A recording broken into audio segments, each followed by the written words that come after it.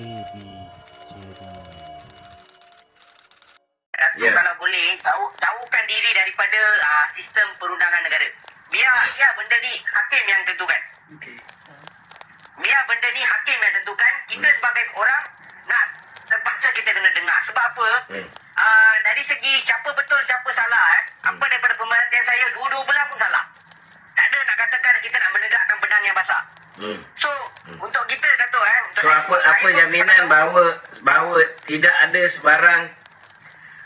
sebarang kecacatan dalam sistem kehakiman kita? Ada jaminan? Itu apa nak buat Datuk? Kita pun tak boleh nak cakap. No. That is very wrong. That is very wrong. Yang itu brother, I tak boleh ikut you punya style. Sekarang mungkin benda ni, kalau apa yang berlaku kat atas Dato' Sri Najib, kat atas Dato' Sri Zahid, kena kat your father, will you defend them? Will you fight for the injustice? Definitely. Then you kena faham. Saya bukan kerana saya nak provoke ke, saya tak setuju dengan institusi kehakiman ke apa. Saya nak beritahu bahawa pendakwaan terpilih oleh Mahathir, oleh Muhyiddin memang berlaku.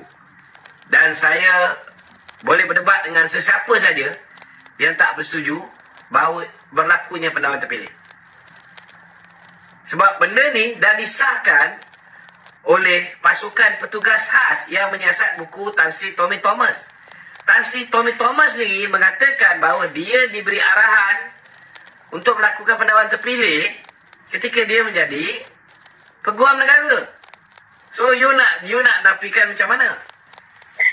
I tahu lah mungkin you tak suka Dato' Sri Najib. It's up to you. Tak ada lah. It's up to you. And I don't care whether you hate him or you like him. But for me, selagi manusia bernama Zeti Akhtar Aziz, ini Marwah Mahathir ni, keluarga dia terima 715 juta, dia langsung tak berhadapan dengan sebarang tindakan undang-undang. Di mana letak keadilannya?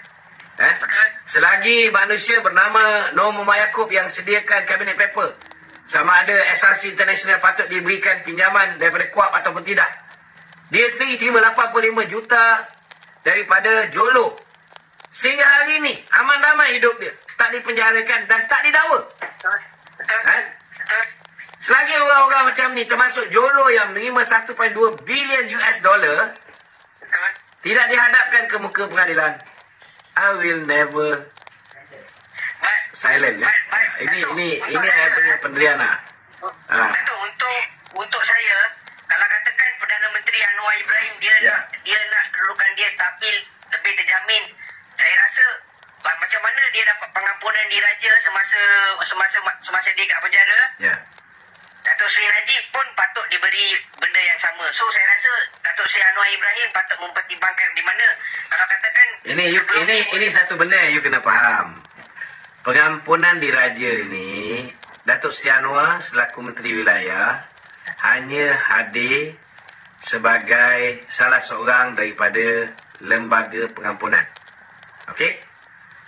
Tetapi kalau misalnya fail Dato' Sri Najib itu tak masuk dalam lembaga pengampunan, Dato' Sri Anwar pun tidak boleh menggunakan kuasa yang ada pada dia untuk menasihati Kebawah Duli Yang Maha Mulia Seri Paduka Baginda dan Tuan Agong.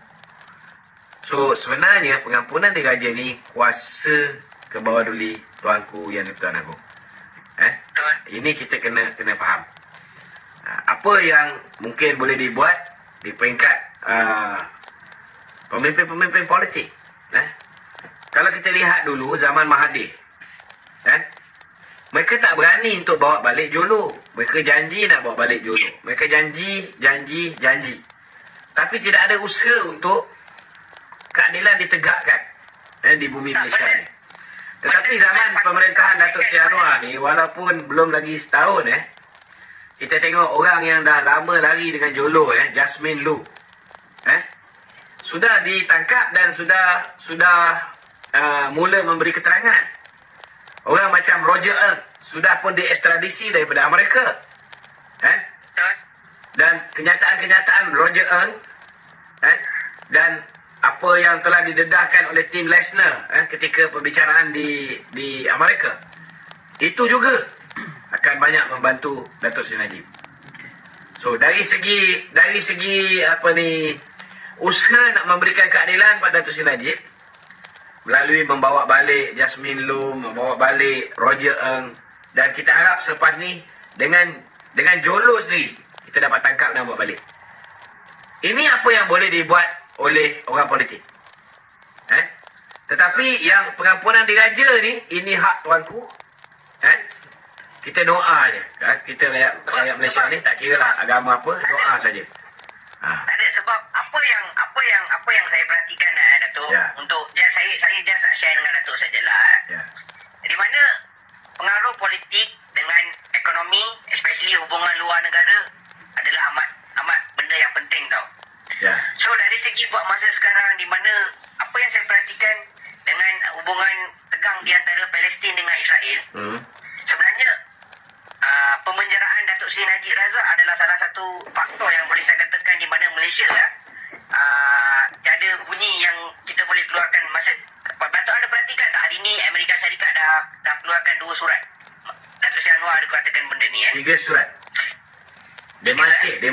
Dia dipanggil betul. Tata tindak, notis tata tindak. So apa yang saya boleh katakan, Datuk Seri Najib dia pernah ada dekat White House sebelum ni, dia pernah pergi US sebelum ni, and then saya rasa dengan apa yang pengaruh yang dia ada, especially untuk 5 tahun akan datang ataupun 10 tahun akan datang, saya rasa kita memerlukan seorang pemimpin selain daripada Tun Mahathir lah. Selain daripada Tun Mahathir, kita memerlukan pemimpin yang di mana kita ada suara nak bagi tahu dekat, especially dekat Persatuan Bangsa-Bangsa Bersatu ke, ataupun di mana-mana. So apa yang saya boleh katakan, faktor ketiadaan Najib buat masa sekarang adalah satu kehilangan untuk negara, and ini adalah antara penilaian dan pembantaian yang patut diorang buat lah, supaya bukan nak kata kita katakan yang Najib tak salah ke apa ke, tak ada, itu bidang kuasa hakim. Dari segi hubungan luar antara bangsa, saya fikir ketiadaan Datuk Seri Najib adalah salah satu benda yang di mana saya rasa dia punya bahan tu ada lagi lah Datuk Seri Lakman, di mana sebab dia tak ada, saya rasa UMNO pun dah macam kehilangan tarik. apa yang awak rasa pasal benda ni? Saya setuju kalau you kata ketiadaan Datuk Seri Najib itu memberi impak kepada ekonomi Malaysia, kepada apa yang selama hari ini dinikmati oleh rakyat dalam negara ni.